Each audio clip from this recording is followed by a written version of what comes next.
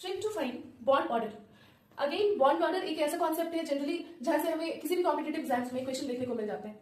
Electron सम इसमें भी बहुत इंपॉर्टेंट रोल प्ले करता है। हमें इलेक्ट्रॉन सम देखना है। इलेक्ट्रॉन सम अगर 14 के बराबर होता है तो बॉन्ड ऑर्डर 3 होता है। 14 से जैसे हम 13, 12, 10 और 11 और 10 की तरफ जाते हैं तो बॉन्ड ऑर्डर 0.5 से घटता है। लाइक अगर इलेक्ट्रॉन सम 13 के बराबर है तो बॉन्ड ऑर्डर 2.5 के बराबर होगा। इलेक्ट्रॉन सम अगर 10 होगा तो बॉन्ड ऑर्डर 1 होगा। सिमिलरली जब हम 14 से 15 की तरफ बढ़ते हैं, 15, 16 की तरफ, तो 15, 16, 17 और 18 तक आने में बॉन्ड ऑर्डर फिर से 0.5 से डिक्रीज होता है।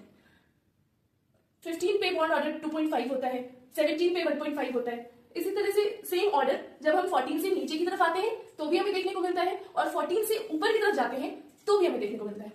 For example bond order of CO अगर हमसे पूछा गया तो हम देखेंगे कि इलेक्ट्रॉन सम कितना आता है CO का।